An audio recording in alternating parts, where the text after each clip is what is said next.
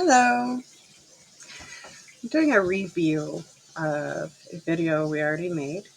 And this is about catatonia.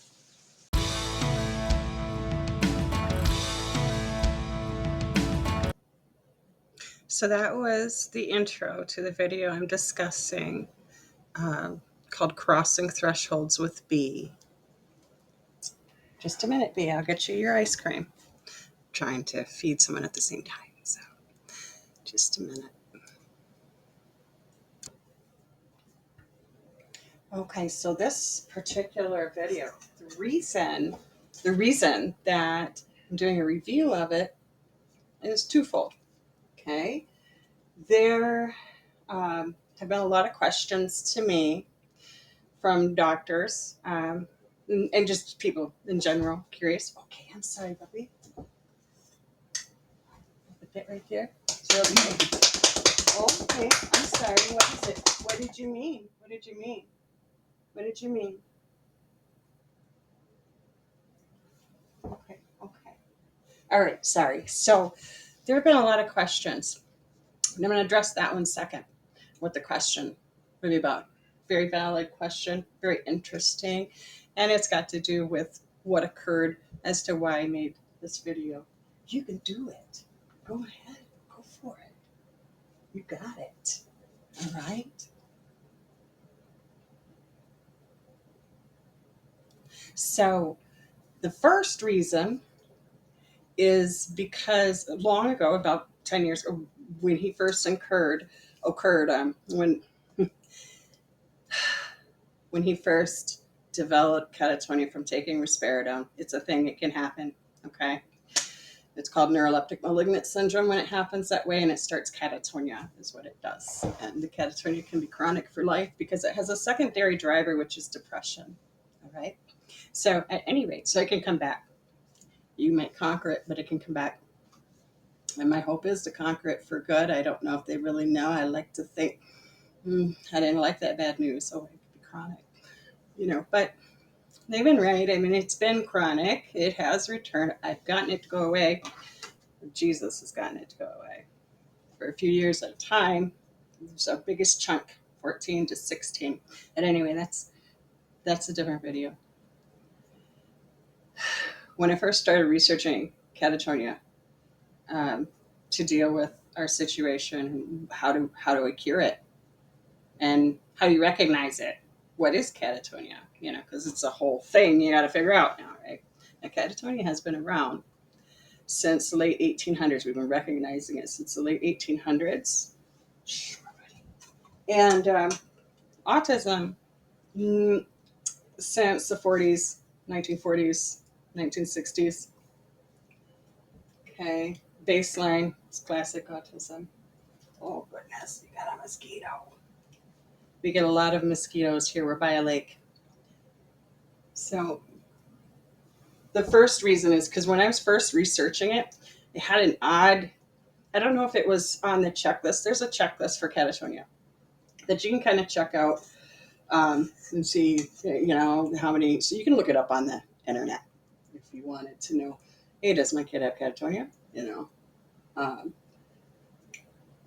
But it was either in the research stuff that I was researching, because I went beyond the checklist. I went into how do I cure this? What are some obscure ideas? Because nobody's doing all the other stuff that I did to cure it. Nobody mentioned that. There's like a brief mention, okay, and I gathered as much info as I could.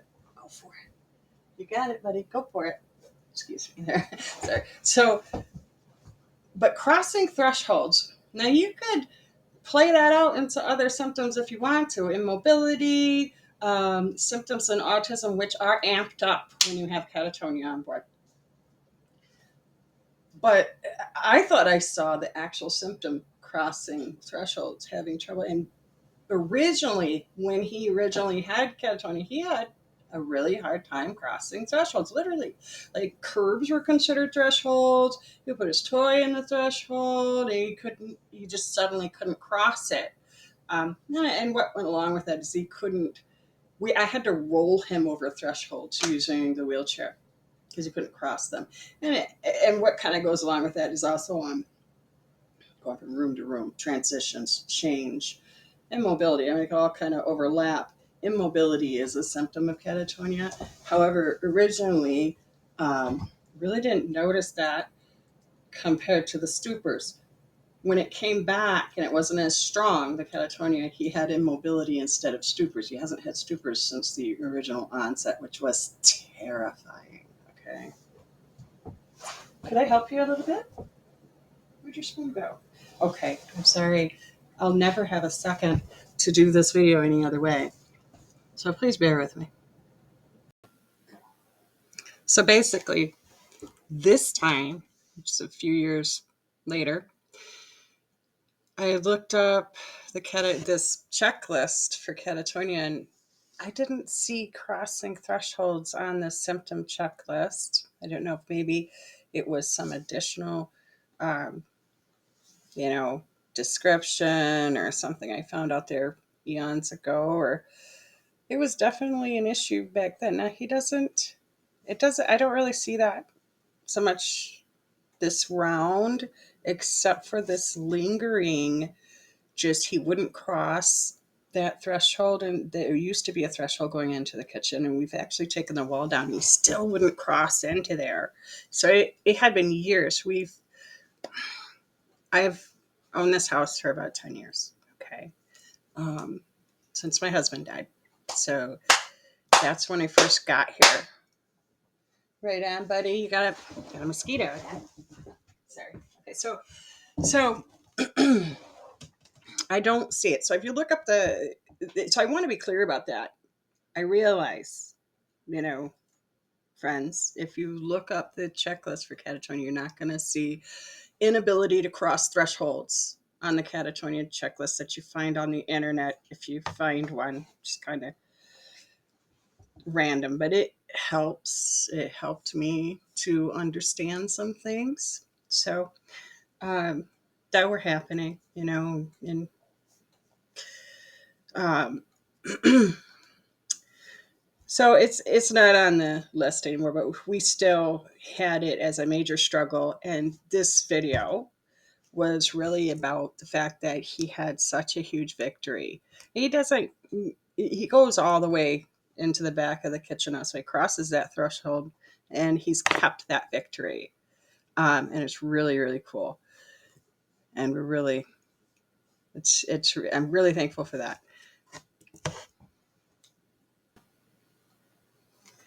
So this time, I haven't found it on the checklist this time. I think it was on on either a checklist or an additional description of somebody's experience that I was researching last time, and I was mistaken thinking it was on the actual checklist. It's certainly in our experience of catatonia. But this time I did not find it on any checklist, and I'm not really in need to research further than, maybe new videos that people have, or, there's not a whole lot out there about catatonia. But this time I did not find it. So you won't find it on a current checklist that I know of for catatonia. There are checklists out there. I mean, that's not how you get it diagnosed, but it can help. That's why I said it can help. That's not how you get it diagnosed, but it can help you. It can help you, the caregiver, a little. But it's not on the list now. So at the end of this chat, I'm going to go ahead and play the video again. But let me first say what happened. And it took me a few to realize, because at this time he was having just a ton of seizures. So this is the second question. And it's a good question. I think that I get asked this question. What's going on, buddy?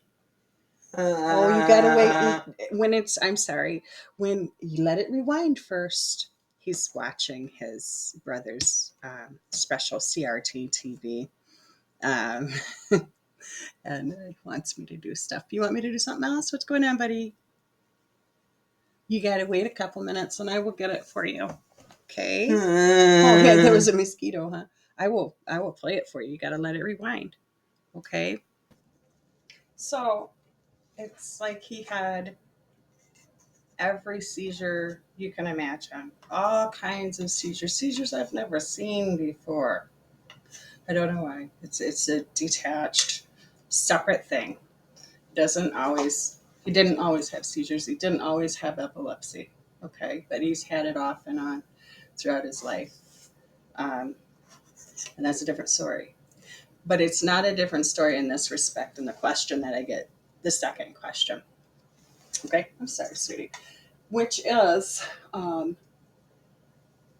I think the reason I get the question, the curiosity, is because if you can't cure catatonia, there are some obscure folks. It's not really, I don't know if anyone really practices it too much, but they do sometimes somewhere do like this electric shock therapy. We've never done it. Probably not going to do it. And I'm not condemning anyone that's done that. I don't, you know what I mean? I don't know. What I'm getting at is, oh, I'm sorry. Are you ready? Oh, I'm sorry. That was a little, let me pay attention. I'm sorry, baby. You're okay, huh? Let me get you there. Did I give you too much? I'm sorry. Pay better attention. The reason I think that it can become, the question that I get is, after he has a seizure, does the catatonia improve? And it's because of that electric shock therapy thing that they do, some theory that they've had, probably because somebody's had this kind of an experience, right? Which actually, yes, it's true. You after, but it's random, okay? It's random. So sometimes he would have a seizure and then the catatonia would disappear. He would get up, not having a seizure, after the ground, run, and it'd be any kind of seizure, but a big, right? So I'd run all over the house. All of a sudden, he's not afraid to cross thresholds. He's got mobility. Catatonia is totally gone, but then it comes back a few hours later, catatonia. So it only works for a little while. When and if it works, it doesn't always work. It can go the other way, not very often. It can, there have been a couple times that I've like, did that just make it worse? But not very often. Usually it does make it better, or it does nothing. It's just he just had seizures. That's usually what happens, but I have literally seen it. So in this particular time was one of those times. It was really strange. I mean, I don't really know if the seizures do anything to help cure the catatonia or not. We're not going to do electrical therapy or any of that. And nobody's asked us about that. So, I mean, that's not where we're going. I'm just talking about the seizures and what happens with the catatonia. And I'll get that off your leg in just a moment there. Okay. Oh, I can't take that because that's our little guard, isn't it? Our paper towels. It did this time. That's why he crossed the threshold. So I'm going to show you, before I show you the video, pictures of his fingers. He was having this really weird seizure at that time. Good job. That's awesome, buddy. Sorry. It was like his three fingers would go purple. It was really weird. It was just on one hand. Now I don't even hardly, there's so many different seizures I have. Anyway. But you can see I took pictures of it. Was his three fingers, and that was the only sign that he was having a seizure. He was awake, he was up, he was walking, and it was a seizure. He was having a seizure while he was doing this. I don't know what kind, I don't know what you call that. It was very strange. But that's why he crossed the threshold in the kitchen to begin with. It's because he was having a seizure at that moment. That's why his fingernails were purple. That only happened when he was having a seizure, a certain type of seizure that doesn't usually have, that I've never seen before. I don't know what to call, but it was in the mix of when he was having all these multitudes of seizures and status epilepticus and all of that. Okay. But this particular time, it was just they had the seizures and then crossed the threshold, and he's been crossing that threshold ever since. So this video, thank you, Jesus, is a wonderful victory, and we're so thankful for it. But to answer that question, do seizures ever improve catatonia? Yes. It's not reliable, But yes, sometimes it makes it go away, but it comes back. It's never been like permanently cured that way or anything. But this is something that's happened kind of permanently. This not crossing the kitchen threshold for years and years and years, gone. I mean, he's not running in there every day all the time, but he's going in there and he goes beyond his boundaries and all of that, and he's doing great. And I think that a seizure was involved in that. Weird. So I'm going to show you pictures of his fingers where they're purple, and that's why I'm showing you that. And then play the original video at the very end of this. Thanks for hanging out. So to be clear, I was talking about two different ways. When of curing the catatonia, um, when I said this is a singular incident, I'm just talking about the seizure, um, and how it affected this particular issue that he's having with the catatonia. But there are people, when I was talking earlier about the electric shock therapy, they're early on in this, and I'm assuming they still do it. And that's why I got the question recently from an ER doctor, which is, I would be interested too. It's a, of course. And he asked me, so did you see any improvement in the catatonia after the seizures? I thought it was a really smart question. I thought that's why he asked it, is because at that hospital it's obscure, but they do, at least they claim to, if they're over 12, do for a few of them approach catatonia that's really, really difficult, and it's not being cured with electric shock therapy. But I had the idea that it was like they go in and get it pretty routine with the idea of curing all of the catatonia.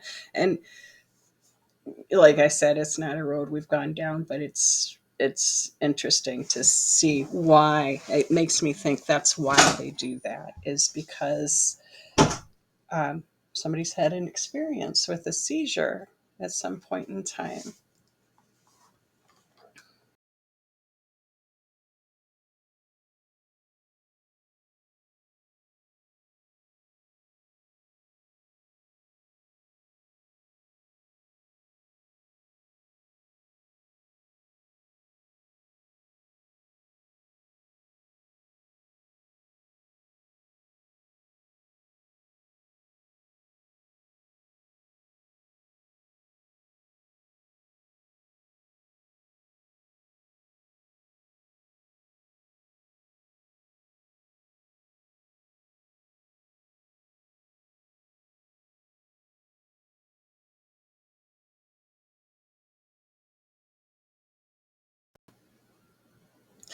So I'm sorry, I had been a little distracted and might have bounced around a little. I hope that was clear. If you've hung this long, thanks for your company. Now I'm going to play the original video that this is about, where he crossed the threshold.